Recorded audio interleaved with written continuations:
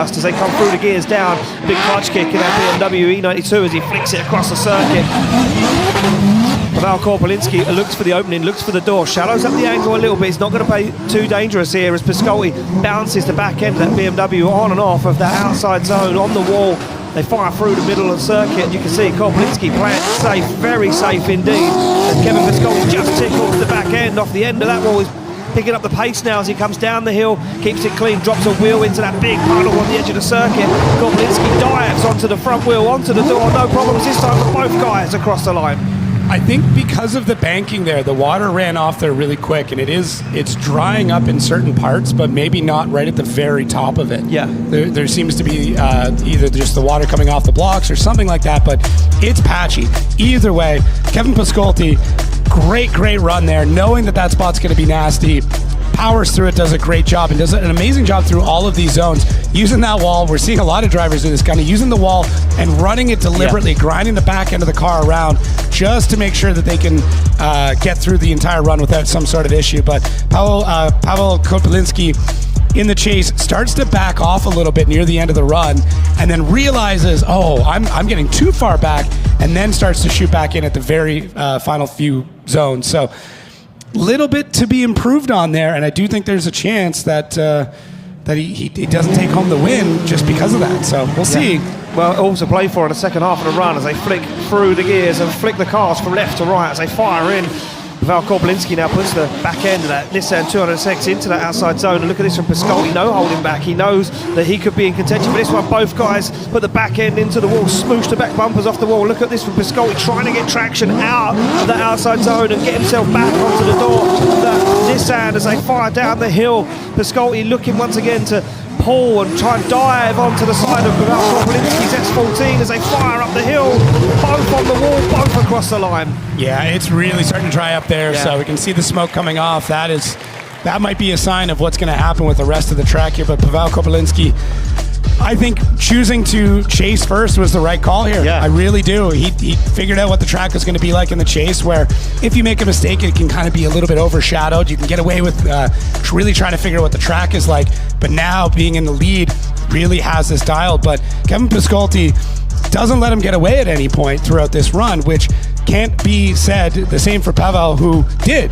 He left a little bit more of a gap on his run, so it's going to go back and forth. But I'm really stoked to see how Kevin Piscotty has developed, has gotten much better as a driver over the last couple of seasons as well. Really developed a driver that's kind of waiting for that opportunity to make it into top four, really pushing the pace here. So I don't know. I really don't know which way this is going to go, but seeing how Kevin Piscotty has developed, especially over the last couple of seasons, has been really cool to see. It certainly has, yeah. And I remember Kevin Piscotty turning up to Hungary in 2018 and saying to his friends and his family, one day I'm going to drive a Drift Masters. Yeah. And here he is. Yeah, I mean, last season finishing 7th, that's a massive improvement in a very short period of time. Yeah, it certainly is. And Piscotty just missing out on those podiums, desperate to get some of those trophies in the cabinet. Could this be a weekend of redemption after heartbreak in Spain where he hit the wall? Who's he going to go to this weekend as the judges' score drops in? Left for Korpelinski, right for Piscotty. That's one vote for Korpelinski. It's going to be Pavel Korpelinski. Korpelinski gets the win and Piscotty gets sent home. The Hungarian driver once again not being favoured. And look what it means to Pavel Korpelinski. Those treacherous weather conditions out there, the track not 110%. These guys, they're playing with fire every time they get in the car because they don't know what's going to happen. Yeah, it really shows how incredible these drivers are, because at the level and the amount of horsepower that these cars have, and especially when we get into the turboed cars, the power just comes on immediately. Yeah. So you go from a little bit of wheel spin to 100 kilometers an hour out of nowhere. It's very difficult to do, and they are making it look quite easy. They certainly are making it look easy. We go back on the start line to Kevin Passer and Marco Zaccaril. Passer on the podium, 3rd spot in Spain. He'll be wanting to keep a hold of those points in the championship at the moment, sitting 3rd in the championship. And look at him, laser focused as always. Windows in the car for the rain. Glances across to make sure that everyone's ready to go. Marco Zaccaril, though, a man that's been working tirelessly on his program and the engine platform and the car and his driving, trying to get himself back in there, back into that game of Drift Masters. He nods to our start line Marshall Martin and says, I'm ready to go, as the anti-lag fires off the line. Come Kevin Passer and Marco Zaccaril Passeur opting to lead first as well as the higher qualifier as he flicks that car in. Waits such a long time to get on throttle, but calculated from Kevin Passeur as he puts the back bumper onto the wall. A little wobble, but he holds onto it as Kevin Passeur now works his way around, looks for that inner zone and finds it beautifully. Marco Zaccaril can't be shook though. 2 Series versus 2 Series right now as they go wheel to wheel down and outside zone 4.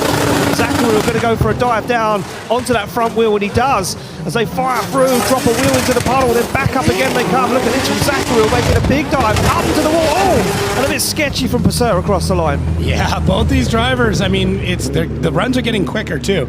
We're picking up pace, we're finding the grip in a lot of these spots, and it's going to get even more interesting as we come through. But Kevin Passeur, full commitment through this whole run. Marco Zaccaril not allowing him to really pull any gap, and does a great job at mirroring the angle through a lot of these zones, which is just so difficult to do in these conditions, and timing things out quite well.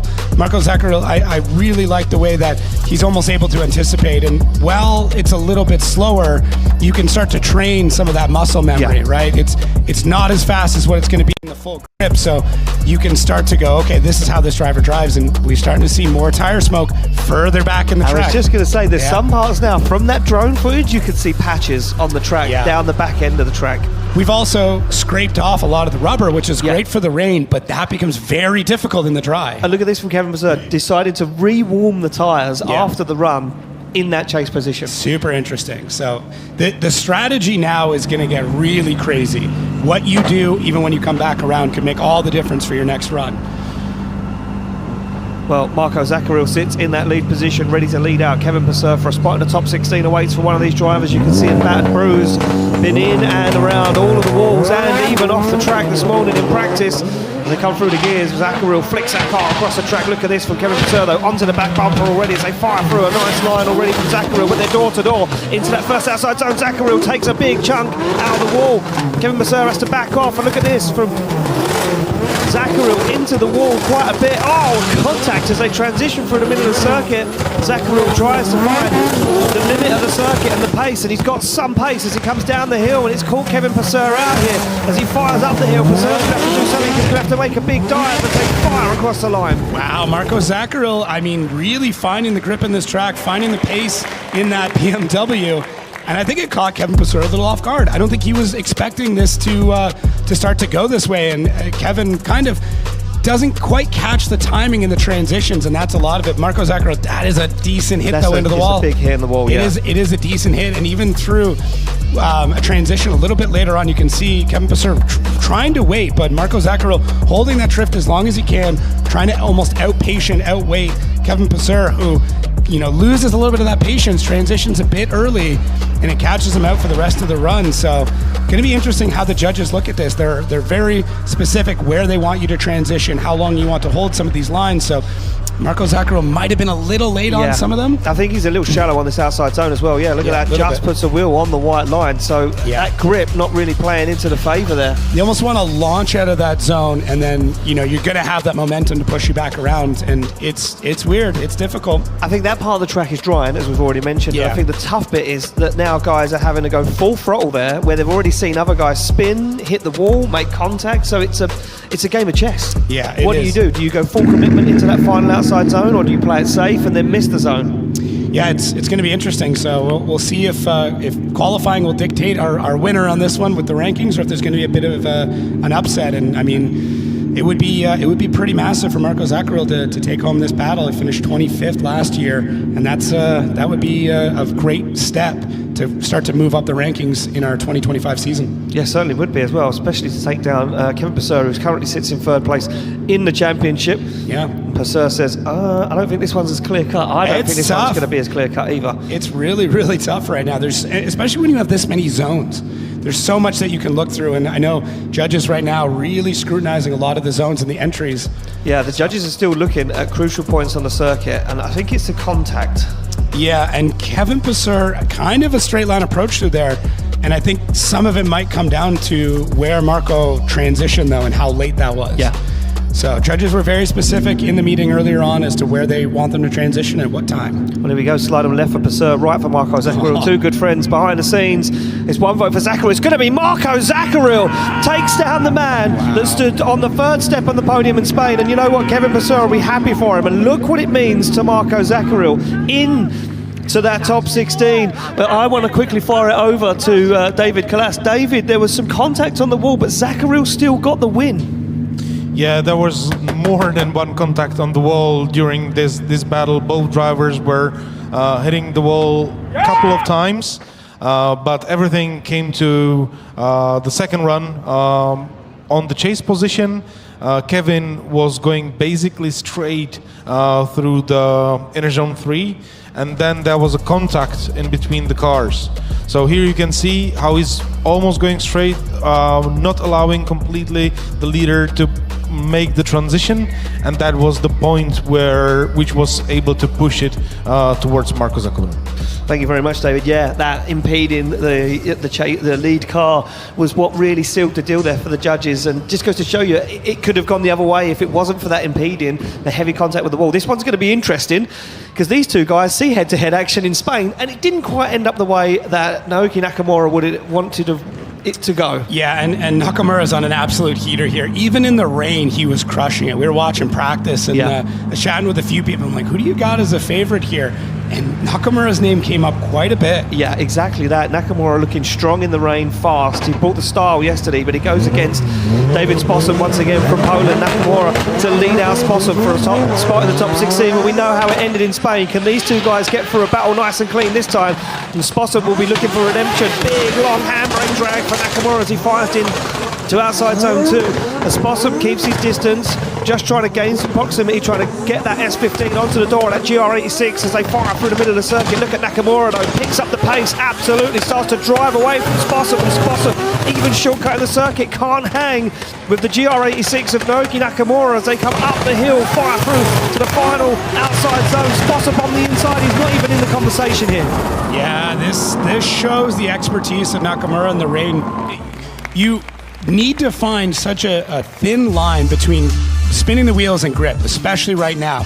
There's this very, very fine spot where if you overspin it, the car goes absolutely nowhere, and if you underspin it, the car straightens out immediately. Yeah. And that area in between is the sweet spot between getting that car around the track, still drifting, and having a lot of grip. And Nakamura found every single bit of it through this entire run.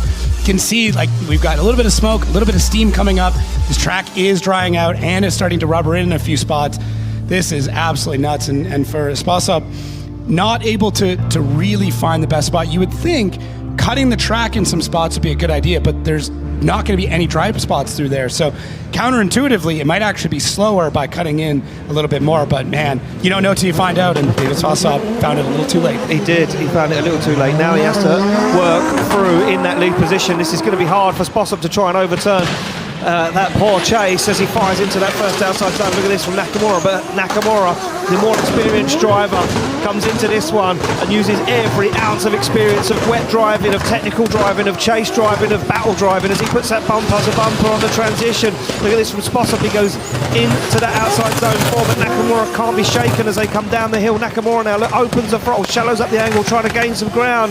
As Spossum goes wide, he manages to make the transition into that across the line.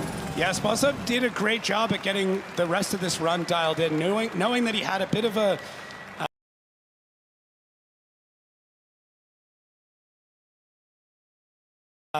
deficit, if you will, on that previous run in the chase. So got more aggressive, realized where Nakamura was starting to find grip in this run, and went for that same line and does a really good job. It's actually just a little bit off of the wall. You can find a bit more grip. You'll see a few drivers being a little bit more shallow without being super shallow, and there's some spots there, but you can just see how hard it is to find the spots of grip through this run. But Nakamura, I mean, doesn't take his hand off the e-brake that entire run, knows, okay, I need to use this to get through, and Spossum going really wide and into the puddle there, which is really, it's interesting. I wonder how that's going to start to play out as we get through the rest of these runs. Yeah, certainly so. And again, for me, look at this. It's very shallow on that final outside zone. Look at the amount of smoke, though. That whole area is dry Almost now. bone dry, Yeah. If you saw no other part of the run, you would think it hadn't rained here. Yeah. So. Well, there we go. Both guys out of the car. This time a clean battle. Spossop says, yeah, okay, there was no contact this time, and they were happy with that one. Who's going to take it through to the top 16, though? Will it be Nakamura? Will it be Spossop? Left for Matt Nakamura, right for Spossop. One vote for Nakamura, and it is going to be Naoki Nakamura into the top 16. David Spossop says, look, I know where I went wrong. I tried my hardest, but yeah, that track just was too much. And so was Naoki Nakamura. Yeah, great run from both competitors, and David Spossop. He's once he gets this dialed, once he gets this sorted, he can be so crazy behind the wheel, and next round. I'm going to say now. There's always next round. There's always next round. Right, we go back on the line. Two heavy hitters, two big contenders, two drivers that have been in this championship for a long, long time now. It is Torane Kavia to take on Benedictus Cherba, and look at this. Kavia, the higher qualifier, opting to go in that chase position first. Yeah, I think we're gonna see that a lot right now. The higher qualifier wanting to let the other driver show him how this run's gonna go. Yeah, exactly. Figure it out. Well, there we go, sitting there, cool, calm and collected. Little fist bump to the window for Torane Kavia, the Norwegian sledgehammer. Great personality in this sport too. Such a nice guy behind the scenes as well. Same as Cherba. I had a few words with Cherba earlier on, and he said, like, it's sketchy, but we're making it work and we're getting through it. Well, here we go. It's starting to get dark here once again in Finland. Could we expect another rain shower in the next 10-15 minutes? We'll find out. Car slam into gear. Cherba looks for that start line, gets the green light to go, and he's through the gears and down onto that start line. And look at this from Kavia. He goes for that straight line approach. They fire in almost door to door as Cherba gets himself into that second outside zone and makes it work. But look at this from Kavia, super aggressive onto the door. Look at this, mirroring the angle, mirroring everything, almost bumper to bumper contact. They make it work, and Kavia has to back out. Cherba not too deep into that outside zone 4 as they pick up the pace down the hill. A little wobble, a little bump from both guys as they flick it into that second to last outside zone, and Kavia means business, but no guy now can get up the hill.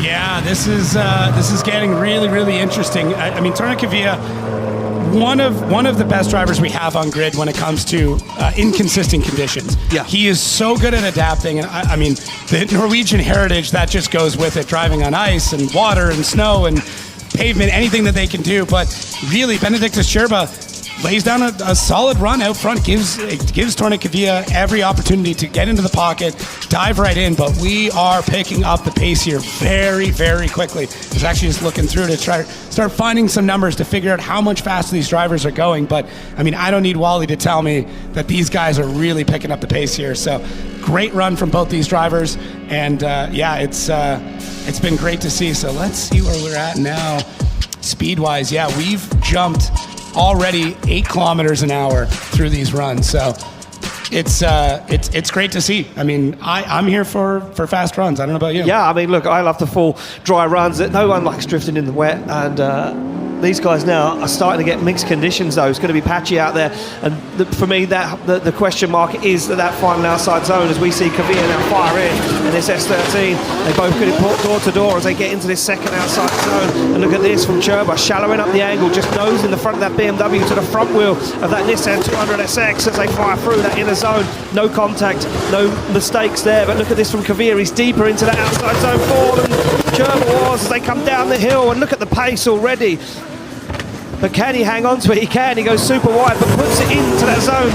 Can he get up the bank? Can he get up to the wall? He can as they go door to door. Yeah, great run there from Torane Kavia, who almost used that puddle to get the car slowed down and checked up. Picked up so much speed coming through that downhill. For me, the only question mark is there, if the tyres are drying throughout the run and the track is drying as we get further through the run, when you drop a wheel into that puddle, you then instantly cool the tyres. Are they losing a lot of grip straight away? Yeah, I really think so. It's tough. The tyres will still get warmer and warmer throughout the run, and you kind of want them there's a really great operating temperature that these tyres operate at, and you need them at that temp in that final zone to really get the grip in there. So you're seeing the smoke, you're seeing everything else, but it's not that really thick white smoke you normally see on a dry track. It's a little bit wispier, it's almost a little bluer, and that indicates to me the tires are not warm, they're cold, and there's no grip that they're finding there, even though the track is dry. So Man, so tough. Look how happy these guys are just I to bet. make it round. They get out of the car and it's pure relief car. And you could see Cherba's like, Yeah. how did we even make it round there? And it's so sketchy, it's slippery, it's tricky. We heard Connor Shanahan mention it with Becky earlier. It's so difficult. Here we go, decisions in, left for Cherba, right for Kavir. It's one vote for Kavir. It's going to be Torane Kavir taking it through to the top 16. We lose Benedictus Cherba, and he's a little shocked by that. I think the fate of that was that final outside zone. Cherba not being able to get high on the bank where Kavir made it work, and he got into that final outside zone. And yeah, Vernon Zwanenfeld gives me the nod and says, yeah, you're right. Look, you could be good, you could have the good proximity, but you need to be connecting the dots. You need to be getting to those zones, even as tricky as it is right now. Yeah, it may come down to just one zone at this point because the drivers are getting the line dialed. If there's one zone that's a massive glaring difference, as they're tallying everything up, that could be it. Well, it certainly is. As we sit on the line and we see Oliver Randleau, our championship points leader at the moment, take on a wild card. Paulius Perkio sits alongside him in his BMW E36. Well, Oliver Randleau will not want to go out to a wildcard driver, a man that probably won't come to any other events here at Drift Masters in 2025, looking to try and impress the judges, to try and earn himself a spot, maybe a permanent license in Drift Masters. Paulius will want to take down the current point leader and the legend that is the Estonian driver of Oliver Randleau. Yeah, there's a lot riding on his shoulders right now. There's a lot for both, maintaining that top spot and fighting for a license. Here we go, so off the line they come through the gears as anti-lag bangs. Oliver Randleau kicks that car from left to right. He looks cool, calm and collected. He puts it right where it needs to be as Randleau gets on throttle nice and early, but there's no shake in the finish wildcard. Oh, when he makes a mistake and straightens, look at the grip. He's dialed into that car, he can barely get it sideways. The track is drying every single run, Jacob, as they fire through. Oliver Randleau goes for that wide line and can't get there. It's still very, very wet on that part of the circuit. They fire down the hill. Randleau deals with it as he goes wide into the puddle, flicks water in the face of his competitor as they transition up the hill. Now the power needs to be applied to that final outside zone. Wow. Oliver Randleau using every single bit of the track, whether it's a lake or grass or anything else. He's finding the edges of everything and using it. So even on that initiation, I don't know of any other driver so far today that's really flicked it out that far. No. Transferred so much weight over, and that is very difficult to catch into a zone that's notoriously difficult, and that is zone 2, our big long one there, facing the roller coaster in the background. And man, he does such a good job through this and almost shakes his opponent. There's a big reinitiation twice there, though, for Paulius Perkio, and the judges won't like that. Look at that straight line. Has to handbrake in a straight line. Well, nowhere to go at that point. You can't power through it. So that might be the deciding factor there that early on in the run. But Paulius, you still want to try and finish it out. There's always the chance. Yeah, I mean, why not, right? Is my Canadian coming out with that one? No, did you miss the pun? Try and finish it. Oh my gosh. I didn't even mean to. It's too early in the day. I know. You've got a little jet lag setting in now. It's been 2 days. Here we go, off the line. It's going to be Oliver Randleau to chase down the wildcard driver, the man that everyone's cheering for. Big flick across the circuit for the wildcard driver as Randleau deals with this. The spotters were on the radio saying, look, don't go too mad, but he'll still want to put on a show for the fan. Look at this, mirrors the angle, but he's moving nowhere right now, and they're both struggling to get out of that second outside zone. They now find the pace as they come over and into outside zone 4. And look at the line from Perkio as he puts it right where it needs to be. Fires down the hill. Can he hold on to it? He's going super wide. Big splash through the puddle. He's going to be the transitions late, and he has to stall up once again as Randleau deals with it. He goes wheel to wheel across the line. Oh, what a great run there from Randleau. I mean, very difficult to chase. Yes. Paulius just not able to find where he needs to be on track, not able to find the grip, overspinning the wheels a lot through this zone. This is where having a little bit less wheel speed would actually be beneficial. You can find a bit more grip, but get into a bit of a panic mode. You just want to put the throttle down. You think the car is going to bite, and it really doesn't. But Oliver Randleau in the chase, though, does so much work to keep the car in drift, fights it, and even though his car wants to take off, he knows how to launch it out. Perkio just not able to find that sweet spot. But great run from both drivers, and I don't think this is the last we're going to see of Paulius, who hopefully keeps practicing, keeps putting it down, and we'll hopefully see him again, maybe next year, maybe in another round, who knows. But it's always great to see these wild cards. You can see there just how much water these cars are retaining coming through that puddle. Wow. What a shot, look at this. There it is. And you can see the effect of the grip there as Paulius tries to put that car into that last outside zone, just can't get there, and it forces Randleau down on the circuit, and they have to go wheel to wheel. And Both guys laugh once again as they step out the car.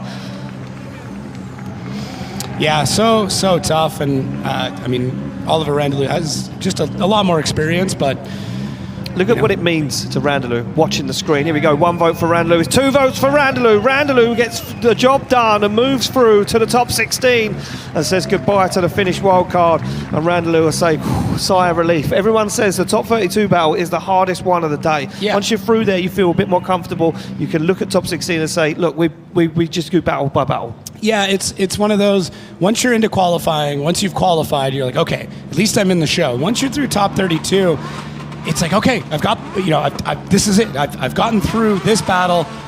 If I go out now, I don't want to, but at least I made it in the top 16. Exactly. So, well, there we go. Show there. Yep, just finishing off all of the tyres, because burnt no tyre off. As he makes his way off the circuit, we get the next battle on the line ready to go. It's going to be Clint Van Aert to take on Mika Keskikorpi. And look at this, the higher qualifier, Keskikorpi saying to Van Aert, you lead first. This is spicy. This is going to be a spicy We said one. this, the younger drivers in the Driftmaster stable are now playing the game. They're now saying to the older drivers, the drivers that have been around longer, they're saying to them, well, you lead first. Yeah. You show me what you got. You weren't the best qualifier, but I want you to make the mistake. Here we go, the Finnish fans on their feet cheering for Mika Keskikorpi as Clint Van Aert flicks that car across the circuit. The Dutch driver will want to put on a show right here and a little bit of redemption for Spain as he goes wide into this outside zone. And look at this, from Clint Van Aert, destroys the back end and it forces him out of that second outside zone very, very quick. Mika Keskikorpi dealing with it as they fire through the middle of the circuit. Clint Van Aert seems to have got this car figured out and the grip. As Mika Keskikorpi holds back and lets Clint Van Aert fire body panels in his face as they go wide into the puddle on a cross and transition for this final outside zone as Clint Van Aert can't make it there. Yeah, that last zone strikes again, but this really is a show of who's able to adapt to an ever-changing track condition, and Clint Van Aert does a really good job through it, just as aggressive as ever. Doesn't matter what conditions he's driving in, he's always aggressive, always just smashing body panels everywhere. I apologize to his team on his behalf. It was a brand new car just a couple of weeks ago. I don't know if I believe you. I think maybe the car was, but the body panels they just recycle, and there's about 100 zip ties holding that thing together right now. But look at how calm Mika Keskikorpi is here. Just so focused, but seems relaxed because we see Clint Van Aert just getting the weight savings there, throwing it out, going really wide, dipping a wheel in that puddle. Mika Keskikorpi immediately on that line. You can see the moment those cars grip up, though. As soon as it hit that bank, the car gripped up and shot him down off the bank. Yeah. So the Dutch driver doing a really good job showing that aggression and his style, where Mika Keskikorpi a bit more patience in the background. Yeah, and you know what? For me, he looked like he was driving beyond his age. Yeah. Because he was very calculated there. Kind of stayed back, did what he needed to do, stuck to the qualifying line. What can he do in the lead position, though? They get the green light ready to go.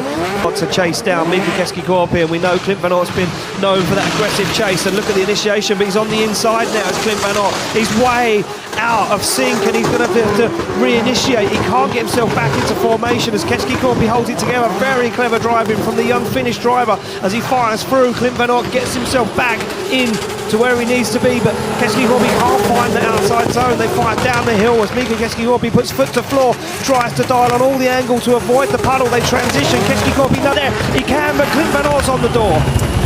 Yeah, so that run was interesting. There was a couple of big mistakes from both drivers. So how the judges are going to calculate this is going to be tough. So right off the bat, Mika Keskikorpi, great initiation. Clint Van Aert, too aggressive. Just cuts in a little bit on the inside. I don't know if he was hoping the car would float out a little bit wider, but he's stuck on the inside and he has nowhere to go because Mika Keskikorpi holds that car in that zone so well, and Clint Van Aert just has to bide his time and wait for Mika to get all the way around so he can get back into this battle. But as we're starting to see up even more, Mika just not able to really keep the car fluid in the same way that Clint did. So it's tough. I thought I knew where this was going after the first one, and then once we started, after the first zone, I was like, okay, Mika's got this one in the bag. Yeah. And then the rest of the run happened, and it starts to fall apart a bit for Keskikorpi. And now I have no idea. I'm really not sure how this one's going to play out. So, well, you have no idea, and I'm going to go the complete opposite to you, and I think I know how this is going to play out. Really? Yeah. Okay. I think that mistake from Clint Van Aert is unforgivable for the judges. Interesting. Because I think it all came down to his initiation. If you watch back on the initiation from Clint Van Aert, he completely mistimed the initiation. Right. And put himself in the middle of the circuit. And he knows it there. Look, he's talking You to... can hear him. to He said, too early, too early. And I think that is what's going to seal the fate of Clint Van Aert here. Slide him left for Van Aert, right for Mika Keskikorpi, and it is going to be the young man from Finland taking it through to the top 16, and he knows it, and so does Van Aert. The initiation was the killer. That is what sealed the deal for Clint Van Aert. Unfortunately, we lose him in competition. You can see his team there a little dejected, you know. It's a second round, brand new car. But look, Becky's down there with Mika Keskikorpi. The Finnish fans are on their feet for him, Becky. He must feel over the moon right now. Absolutely, Ian. Mika, that was an incredible run. Congratulations on getting through to the top 16. Can you give us a track update? The conditions look super sketchy out there. It's horrible. It's horrible. I was thinking that what tires should I put on, and I went that way off. But yeah, it was so hard to drive. On the last zone, it looks like it's starting to pick up grip and drying up out there. Is that true? Yeah. It's fully true. I needed to brake some little bit and just full throttle, and luckily I was able to go with the zone. Well, congratulations, and we're looking forward to seeing you drive in top 16. Thank you. Bye, guys. Thanks, Becky. Yeah, horrible is the word from Mika Keskikorpi, and it looks horrible to drive because the final outside zone is completely dry. You hit a big puddle before you get to that final outside zone, and then the second outside zone, it looks like you can deal with it. Yeah. It catches you off guard too, because the confidence in the wet. Oh, I've got all the confidence in the dry, and it's just flipping back and forth. Yeah, Christoforou now sits on the line to lead out Dwayne McKeever. Yeah, we're seeing it more. Dwayne McKeever playing the game as well, but Dwayne McKeever in that borrowed car, he's probably thinking, look, I don't really know the car 110%. Yes, he's an incredible driver, but still feeling out these conditions, the conditions that are changing constantly. He said to George Christoforou from Cyprus, you lead out first, I want to see you make the mistakes, and then I won't make the mistakes in my lead run. Sit on the line, the car slam into gear, and McKeever eager to get this one underway as he comes off the line and through the gears. McKeever to chase down the Cypriot driver of George Christoforou as he fires in. Christoforou feeling confident, looking confident. The pace is picked up once again. Christoforou doing a good job in the outside zone, but leaves it a little early as he dials on all the angle. He just avoids outside zone 4 as they come down the hill. The Cypriot driver now struggling, trying to panic because he knows McKeever's breathing down his neck as they fire for the final outside zone and across the line. Yeah, it was tough to tell. It almost sounded like there might have been an issue with George's car partway through. I don't know if you heard that breaking up. Yeah. Sometimes you'll hear with the anti-lag system, but it just didn't quite sound right to me. But off the initiation, George looked as aggressive as he needed to be through that run and almost over-rotates coming out of the second outside zone. Has so much angle and barely holds on to it. And it does shake Dwayne McKeever a bit, but it's not... It rides that line of unchaseable because there was so much angle and so much stall up through that section. I'm not sure. And then missing that whole outside zone, that's really, really tough. So kind of like George to do that, but it may be a similar thing. We're just not aware. Big understeer as well there. Yeah. So you could catch on that last zone. That's when maybe there's a mechanical. Understeer, not enough power. I don't know. It's just interesting. It certainly is interesting. Well, he's going to come off the line to chase down Dwayne McKeever, who now leads them out as McKeever flicks that S15 from left to right, puts foot to floor. Let's look at this. Christoforou now finds himself in the middle of the circuit. The sun has come out in Finland. It's going to be unpredictable. It's going to be fun. It's going to be a roller coaster of a weekend. And look at this from McKeever, back to business as usual. Christoforou cannot get himself into this fight, and I hear the breaking up now as he comes down, and McKeever spins the car on the puddle. Wow. Christoforou stops instantly. Yeah, and rightfully so. Yeah, Dwayne not happy about that at all, and rightfully so. That's such a rare thing from him. I mean, he there was a stat I heard a while ago that he'd went several years without losing a battle. Heads up, it was just mechanicals. Yeah. I want to see where it all went wrong. He started to pick up the pace from outside zone 4. Watch this, he's on a really good line here. Christopherou's just, constantly bleeding points in chase position because look at the line from McKeever on that outside zone 4. He comes down that hill absolutely flying. As McKeever fires it through, look, brakes, gets that car slowed down as much as he can, but he just can't hold on to it. As soon as he gets into that puddle, he looks across and he knows it's all over as the rain water comes through the window. He just can't slow the car down. No, that's all. He used the puddle to slow the car down.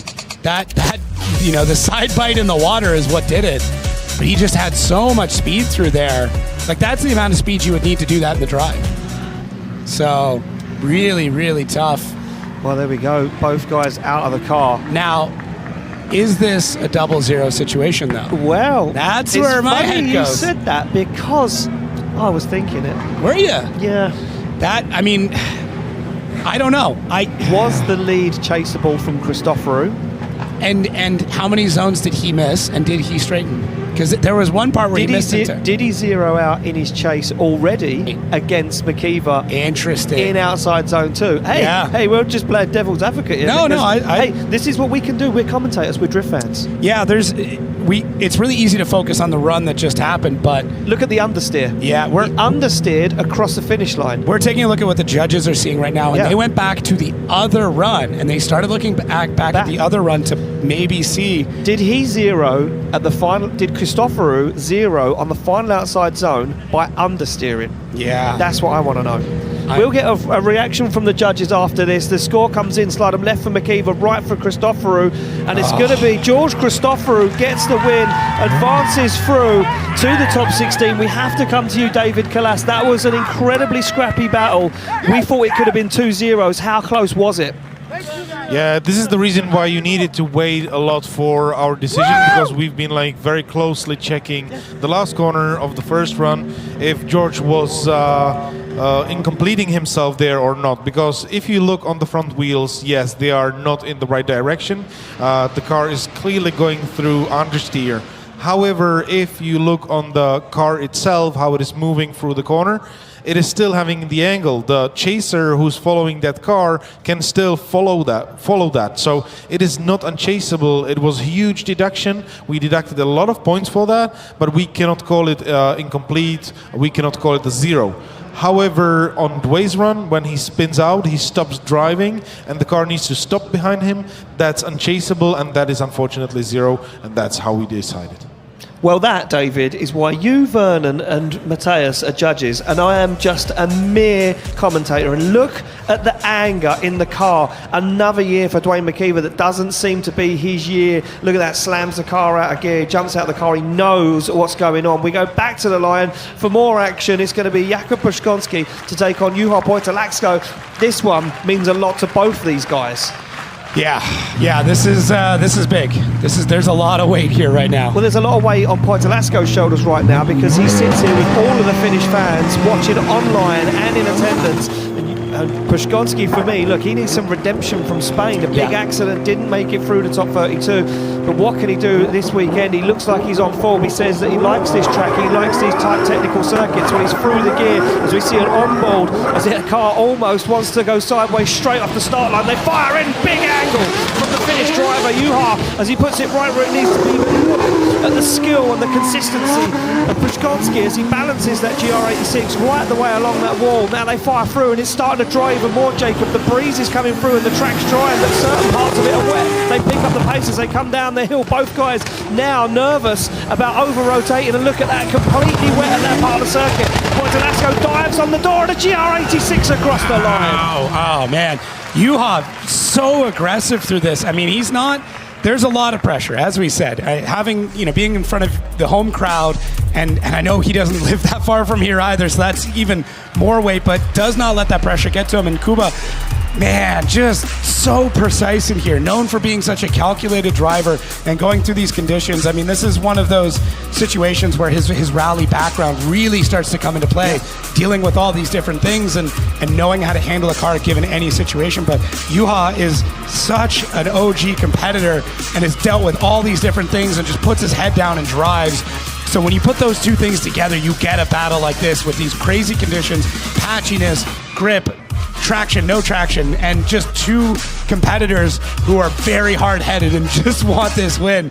Solid run as we see them firing through on that beautiful shot there from our team. Man, I don't know how this is going to go on this one, man, but I'm excited.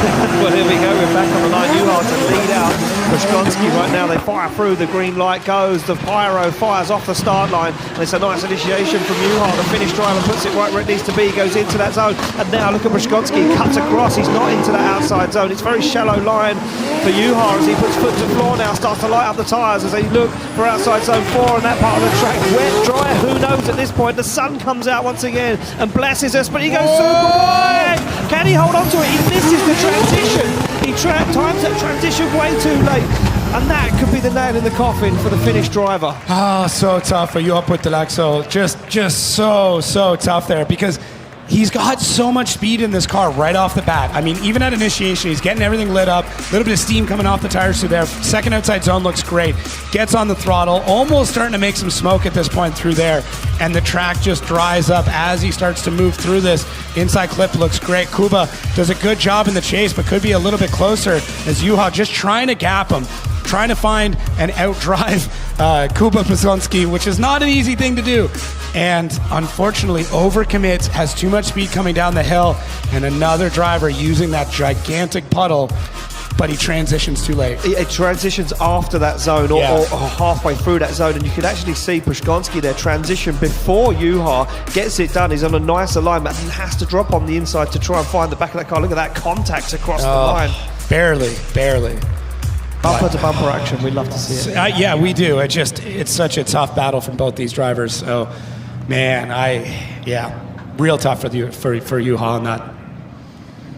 And he knows, look, shakes his head at the camera and he says, I know I made a massive mistake, and the judges this weekend being super critical on that line and on everything that's going on. Left for Puskonsky, right for Juha Puttalaakso.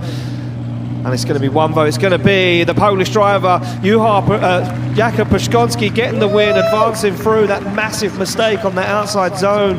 For the Finnish driver, sees him leave competition as the Polishman makes his way through. Becky is down there with Jakub Puskonsky. He must be feeling good. He loves these circuits, Becky. He must be realming right now. Absolutely, Ian. Kuba, that was a very good battle, but it looks super difficult. Can you tell us what that was like from your point of view? It's really extremely slippery in the first corner, then grippy in the middle part, then slippery in the mid part, and the last part is extremely grippy. It's really hard track to drive, and I'm really happy to have not so many mistakes, and let's go further. We saw you making a little bit of contact on outside zone 5 there. Is it because the track starts to grip up and it's actually starting to dry? Normally we drive on the third gear first part. Now we go on the second gear, which means completely different speed. Then we need to upshift, then downshift, upshift, which is not what was drifting, and this car is what made it for. Very busy there in the cockpit, but congratulations, and we'll see you in the top 16. Thank you very much. Back to you guys. Thank you, Becky. Yeah, very difficult. And it changes throughout. You hear Puskonsky talk about that.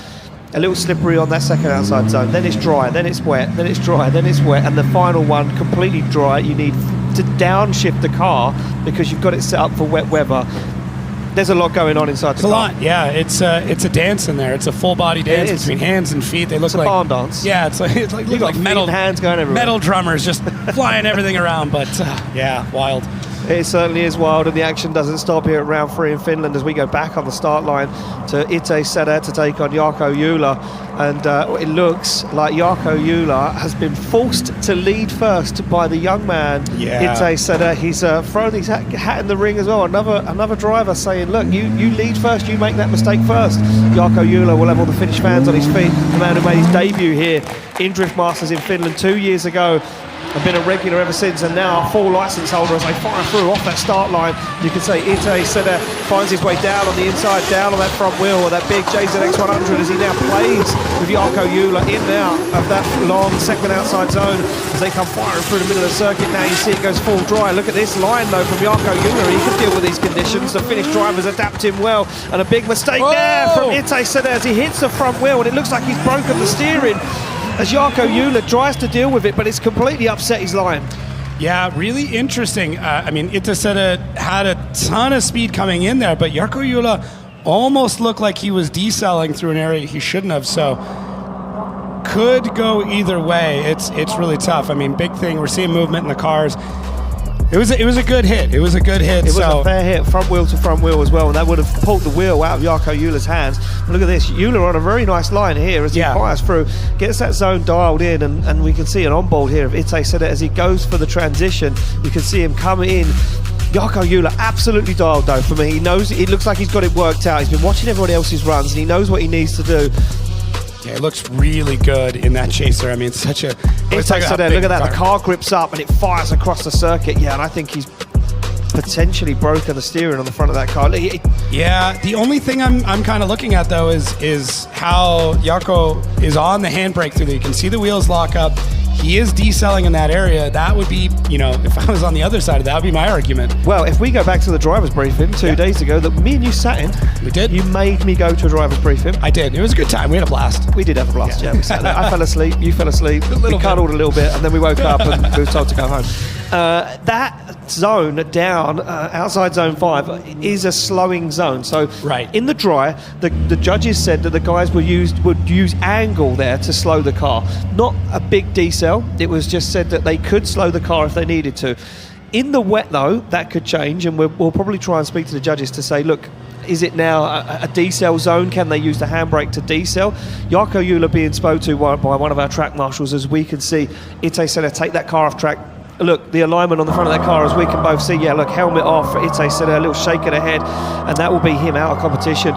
We are hearing word that Ite Sena is deemed at fault by our judges for that contact. Yeah, and I'm... look at that, we can see it on the screen right now. Rough go, but I'm taking a look back at the Wally system I can see all the speed and the angle and everything else, and you can see the moment that Ite Sena just grips up, pulls a bunch of angle out of the car, and actually picks up speed as he comes through that section. So you're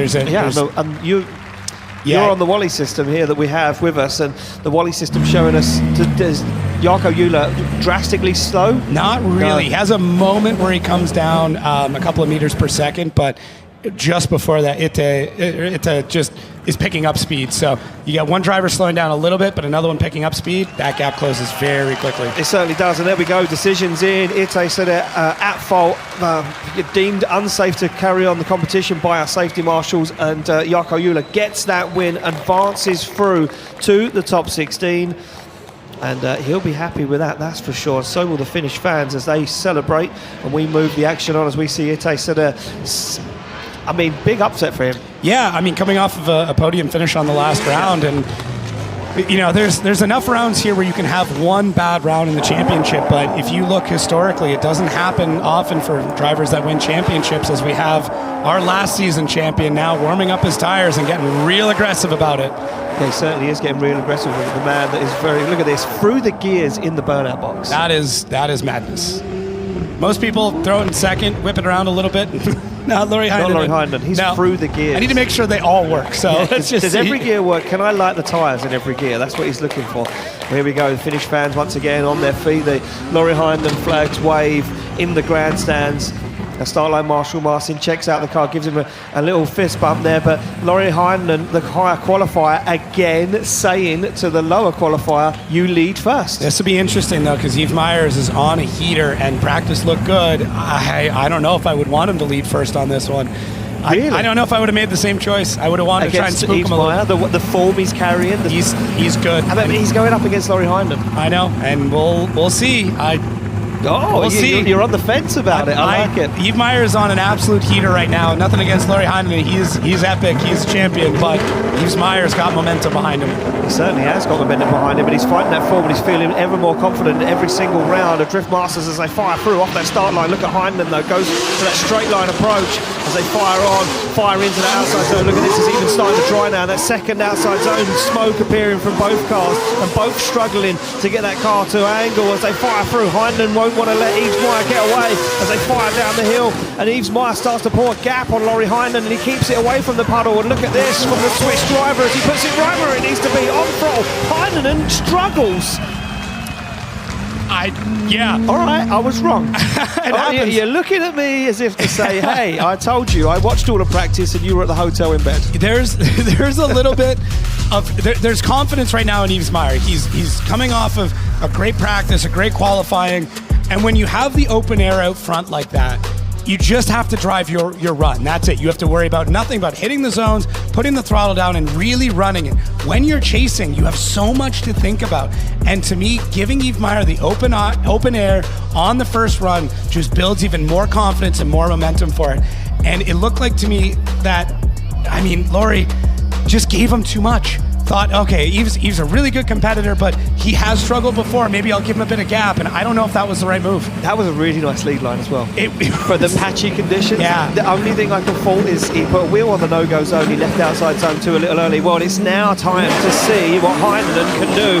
The weight of the finish on his shoulders as he fires through. And look at this from Yves Meyer, again another straight line approach as he now looks for the side of that S13, and Heinonen goes for a shallow angle. And look at this from Yves Meyer, a big clutch kick in that GR Super as he puts it where it needs to be. Heinonen fires through the middle of the circuit as Yves Meyer has to take to the curve to shortcut that circuit. Now they fire down to the trickiest part of the circuit. Yves Meyer's going to go wide as Heinonen gets the transition tight. Yves Meyer gets it wrong. Across the line go Meyer and Heinonen. Yeah, that is a tough one. I mean, Yves Meyer had one big mistake in there for sure, but does that outweigh the small mistakes that we saw from Lauri Heinonen all the way through on his chase? I mean, lead to lead, very solid for both of them. I mean, very comparable to me. Yeah. And what I can say, though, taking a look back over to our Race Data Labs Wally system, their judging puts a 1 point difference between the two on a combine of these runs because it is really, really close.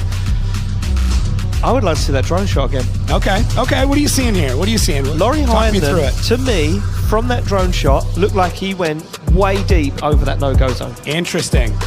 And that could be big. I mean, he was a little bit shallow through. And is that what threw the line off from Yves Meyer in the chase position? It could be.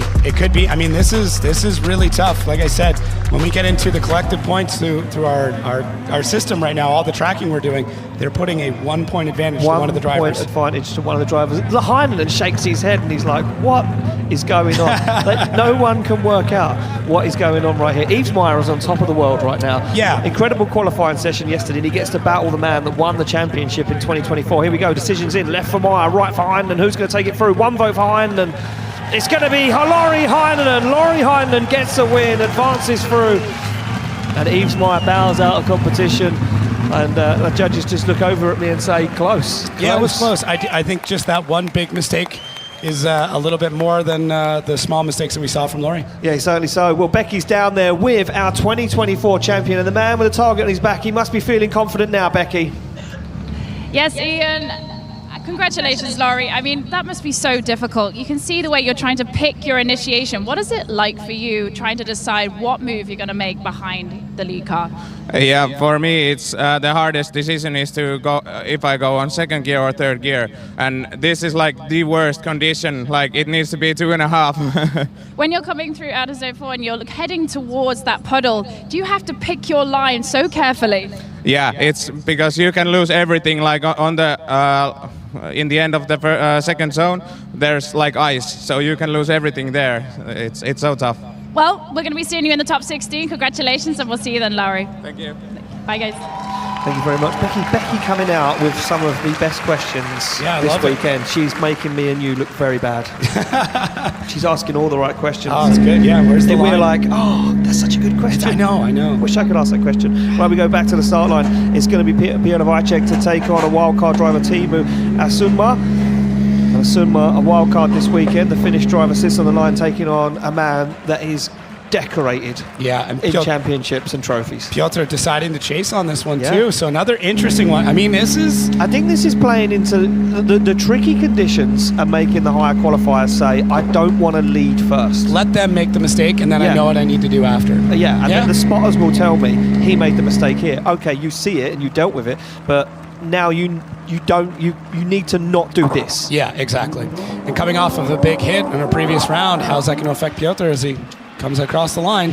Well, here we go, through the gears, down they come for initiation as the Sunma fires in that BMW E46 and Wajcik takes the option to shallow up the angle, stays with him, keeps it cool, calm, collected. So far a nice lead line for Sunma though as he puts that car right where it needs to be, and now Wajcik starts to apply the pressure. He knows it's almost full dry, tags the wall. Oh, look at that, bumper to bumper, Wajcik back in the moment. Oh, and he spins the car. That is where Lauri Heinonen was talking about. Yeah, and Piotr Wajcik, he's so smart. You can see he actually comes back a little bit before that transition just to see what our lead driver is going to end up doing through it. So very, very smart there. Piotr just playing the waiting game with Teemu to see if he's going to make a mistake, where he does. But I like that it wasn't at any point an inactive chase. You know, Wajcik was in it throughout the entire thing. Right on the door, makes those transitions look good, but see how smart he plays it. Pulls in a little bit, And then through here, you can see he just delays. He can see that Asunma's going wide. Yeah. So smart, but he kind of follows him there, and then at the last minute backs off. See, right there. Handbrakes. Knows what's about to happen. Oh man, so smart. But yeah, it's glass through that section. You're picking up so much speed now because the rest of the track is dry. Well, that part is completely wet because it's in the valley between two parts, and it doesn't look on the broadcast. It looks flat. It's not. There's a solid. What do you say? Meter and a bit. You can go metric system. I can do both. You just let me know what you need. Metric system. Yeah. How many hands was it? It's a few thumbnails. There you go. There we go. Well, we're off the line through the gears. It's going to be Vicek to lead out somewhere as he fires in. Nice line so far into that first outside zone. Look at this Vicek on the foot brake, working the back end of the A90 Super into the outside zone, and it's almost full drive through 90% of the run at the moment as Vicek goes nice and deep into outside zone 4, fires the car down, but now he knows he needs to be careful, and he is very careful as Vicek puts it right where it needs to be, opens up the throttle, puts a Super to the wall and across the line. That might have been the best lead run we've seen so far. Yeah. He's got this nailed. He's got the car completely dialed in, very confident in the driving. You can tell when drivers have some hesitation or a tendency to hold back a little bit because they think that's going to dry up or be a little bit slicker there. But Piotr just knows inherently at this point exactly where it needs to be, and that is kind of that benefit of chasing first. So you really have a great understanding of it, and then now we're seeing the tires light up. And this is helping a lot too with that last zone. Although the tires do cool off when they come through the wet section in the middle, they're still retaining enough heat that when they get into the last zone, they can push the car around it. So it's just getting more dynamic. The line is changing a little bit, and the driving is just getting more and more ridiculous. So. It certainly is. More aggression you can see now coming through for the drivers, where they've been very tentative on those wet runs earlier on in practice and the first kind of runs in top 32. These guys now really starting to push the envelope, and look at this, the sun breaks through the clouds here in Finland, and if we could be blessed with a dry top 16, which would be electric here in Finland, where we see door action. Just had to say it. Vicek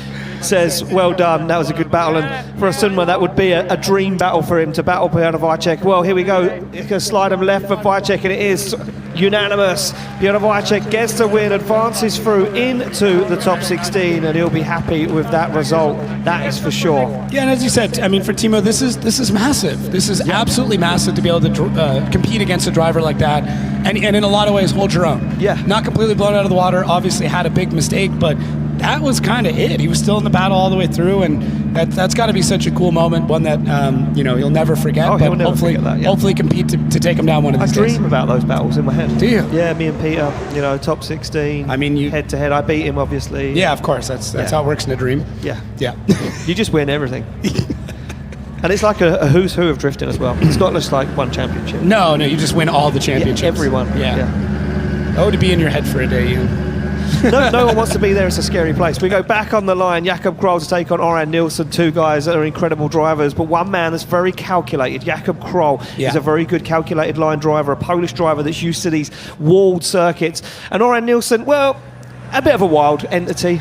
Yeah, the Norwegians, man. That's all I got to say. Yeah, the Nordic drivers that are known for flair, style, and super aggression. Look at this as Jakob Kroll punches. Got the Ray-Bans on, got the shades on in the car, just in case it gets a little sunny out there. You never know. Yeah, you never know. I mean, the sun is coming out. The sun is coming out. Well, there we go. Off the line they go. Oran Nilsson being asked to lead once again. The higher driver, the higher qualifier of Jakob Kroll throws the gauntlet to Oran Nilsson. Nilsson puts it back in, and Sora in into that second outside zone. Both cars now full tilt as they fire through, and a big mistake there from Jakob Kroll as he has to wait for that transition, and he's struggling with the grip, what it looks like here, and that's a massive mistake for Jakob Kroll as they fire down the hill. Nilsson deals with the wet part of the circuit as he gets that transition time perfectly and still manages to make that final zone. Yeah, great job from Oran Nilsson, who makes it look easy going through that run. A bit of a hesitation as he got towards the puddle. I think all the drivers now know, don't go into that. You're going to drop tire temps like crazy. It's going to make it very difficult to get through the rest of the run. But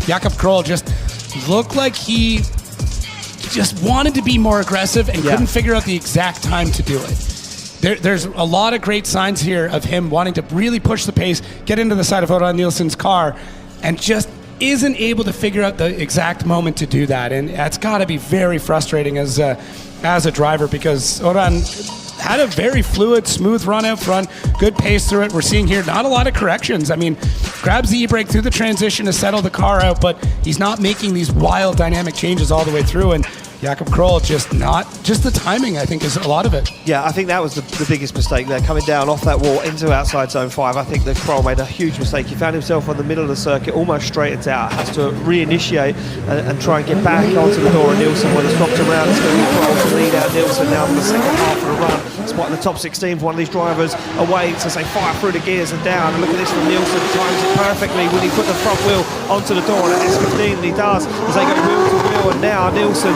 struggling in that chase position as Jakob Kroll puts foot down, tries to fire away, tries to find the walls, and he does. And will he make the same mistake again? He doesn't. And look at this, picks up a lot of pace, puts the car on angle, gets the transition done, and Nielsen now struggling to find the side of that carbon Kevlar S15. Yeah, that was interesting. It almost looked like Jakob Kroll had significantly less speed through this run, and Oda Nielsen is able to find a lot more grip in it. Now, we're seeing a good amount of smoke from both drivers, but to me, it seemed like Jakob Kroll was just maybe 10 kilometers an hour slower consistently through it, and Oda Nielsen didn't quite know how to deal with it, really fighting to hold the car back, and that's how I saw it. There's nothing wrong with that from Jakob Kroll. Get the line down, get the angle down, and if you take some speed out of the car, then that's up to the chase driver to really do it, because it was very chaseable. But yeah, Oda Nielsen just not able to hold that Soarer back is really what it felt like. Both drivers wanting to be more aggressive in the chase and just not quite sure how to do it.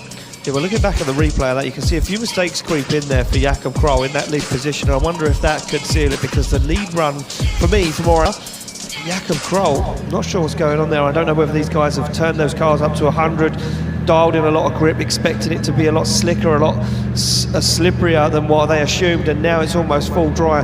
Both guys out of the car, waiting for the result to drop in on the big screen. Who's going to take it through to the top 16? Bottom left for Nielsen, right for Jakob Kroll, and it's one vote for Nielsen. That's 2 votes for Oran Nielsen. Oran Nielsen gets the win, advances through to the top 16 as the Polishman Jakob Kroll once again bows out of competition, and he says congratulations to Nielsen. And Nielsen, a Norwegian driver, dealing with the weather conditions better than Jakob Kroll. Becky's with Oran Refine Becky, but now he looks like he's back on form. Yes, absolutely, Ian. It's actually a brilliant run there from Oran Nielsen. Oran, obviously, we've given the drivers the choice of chase and lead now. Were you expecting him to go into the chase position for this top 32 run? Yeah, so I saw he chose the chase position, and I figured I'd just do my lead as I used to. I saw the track starting to dry really up on the live stream before I went out, because that's the gear strategy. So I went, as it was a full dry run, went a little bit wide after out of zone 5, but I managed to save it and into the last corner, and my chase was not the best, but it was really tricky conditions and it's very grippy setup now with the wet, so just really happy. It's a relief. It feels like you're doing a lot of dancing inside the car to keep it on the line. Yeah, it's just amazing. Well, congratulations, you're into top 16 and we'll see you there. Thank you so much.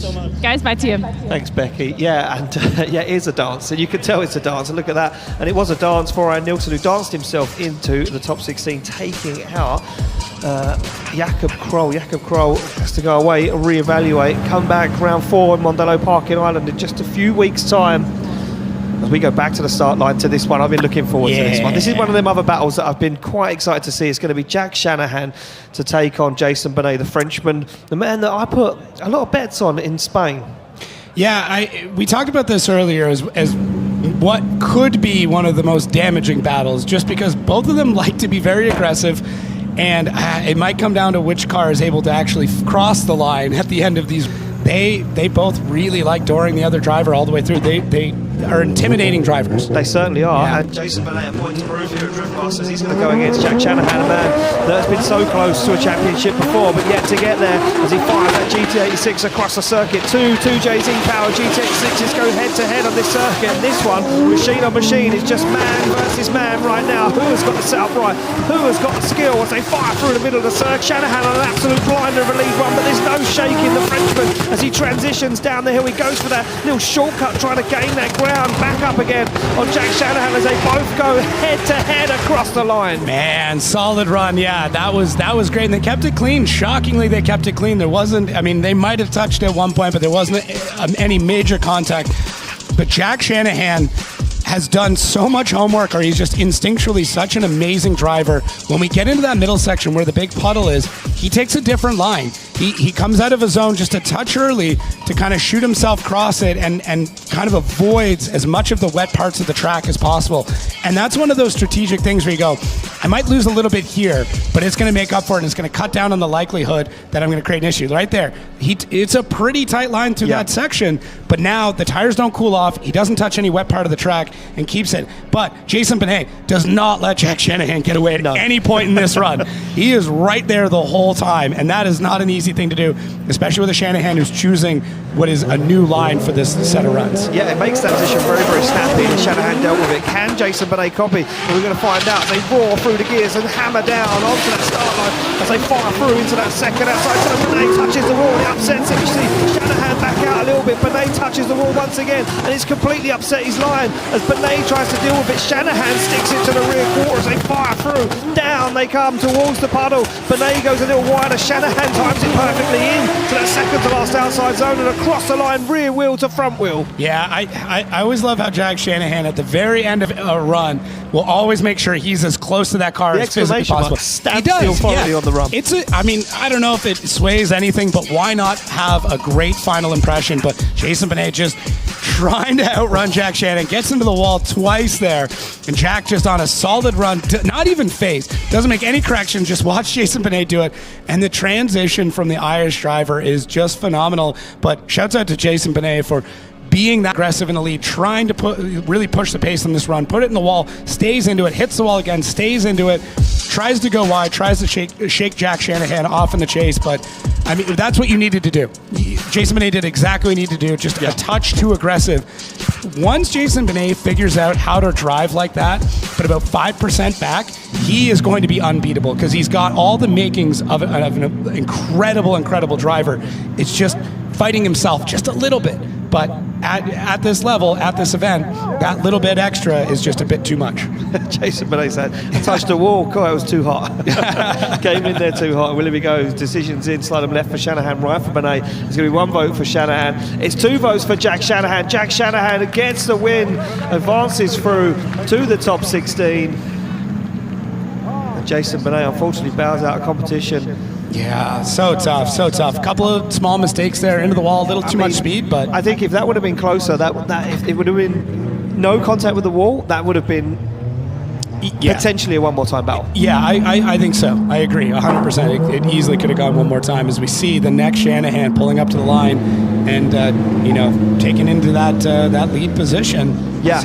So interesting. Yeah, Conor Shanahan pulls to the line to lead out Connor Falvey, and this one is one we talked about earlier. It's one that Connor spoke about with Becky down there at the pre-show, saying, look, I know what it's like to be Connor Falvey. I know what it's like to have that hunger, to take down the top guys, to prove to everyone that you can do it. You can be the guy that takes down the big names and prove yourself in this championship. But Shanahan still looking for a little bit of redemption, still trying to hunt down that second championship. And look at this for Falvey, the aggression slams that S15 into gear, and they know it's almost a fall now. That information fed back to them from the spotters as they come off the line. Falvey creeping already, he won't want to let Shanahan get away as they roar through the gears. Shanahan flicks that GT86 to angle, and Falvey can't be shaken as they get in to that second outside zone. Look at the aggression from Connor Falvey, very shallow angle onto the front wheel. That GT86 he goes as they fire through the middle of the circuit. Shanahan on a blinder right now, deep into outside zone 4. They come down the hill and Shanahan pulls a gap on Falvey, but he keeps it clean. Both guys transition, mirror image, door to door. Falvey pushes Shanahan across the line. Holy Connor Falvey. I mean, I think he felt like he was behind the 8 ball just a little bit through the mid part of that run, and then just decided I'm going to make up for it here at the end. So let's get back to the start on this incredible run that's going to round out our top 32. This battle is nuts. Connor Shanahan gets right in there. Look at Connor Falvey though, just hunting him down. E-brake, trying to get the car in, noses it in, tries to get the back end around, but Connor Shanahan adding angle as he goes to the second outside zone, even more angle through the inside clip than Connor. So well as we see Shanahan just very relaxed as Connor Falvey appears in that side window, hunting down one of his fellow men from Cork. Man, what a nuts run. Look at Connor. Knows that he's getting gapped, dives in, and then that transition right before the end is absolutely everything from Connor Falvey. So good. Oh, man. It's incredible that one tiny road in the middle of nowhere, Ireland, has produced some of the greatest drivers of all time, and we're seeing it again. Wow. So nuts. It's crazy to see two young guys this talented go door to door, head to head. Well, here we go. It's going to be Falvey to lead out Shanahan. Shanahan's going to want to repay the favour right now, put some tyre marks on the side of that carbon Kevlar S15 as Falvey fires into that second outside zone. Once again, shallows up that angle, trying to drive away from Connor Shanahan, but there won't be no shaking. The 2023 champion as they fire through and they look for that outside zone. Two good lead lines so far, but look at the transition from Shanahan. It was bumper to bumper as they figure it out on both transitions. Second to last outside zone, door to door across the line. Are you kidding me? Connor's like, you want to tap my door? Guess what's happening to you?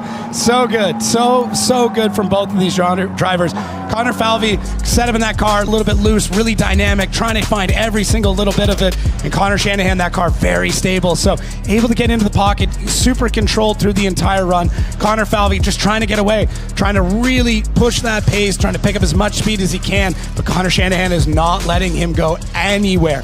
Reeling him in at every turn, while Connor Falvey not even phased a little bit, running his race out in the lead, not worried about what's behind him, while Connor Shanahan just lurks there.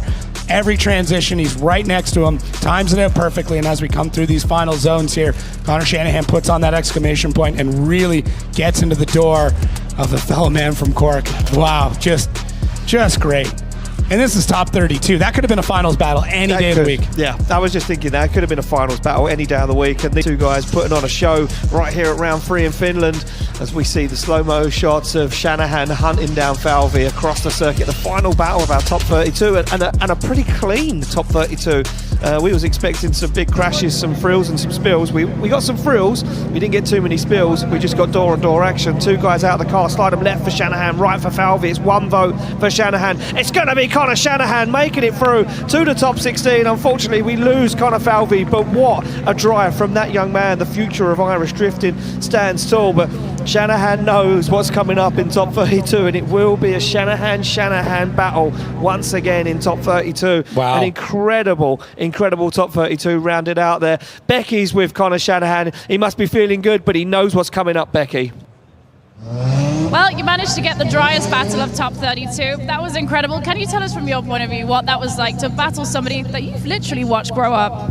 Yeah, I got beat by one kid last weekend and I was really nervous it was going to happen again, but I really have credit for this kid. He's working so hard and he reminds me a lot of my own journey, so it motivates me when there's people like this in the sport, and he has a huge future for Irish drifting. So, but top 16, you all experienced the Shanahan final here 2 years ago, and I'm sure the top 16 battle is going to even be more nuts.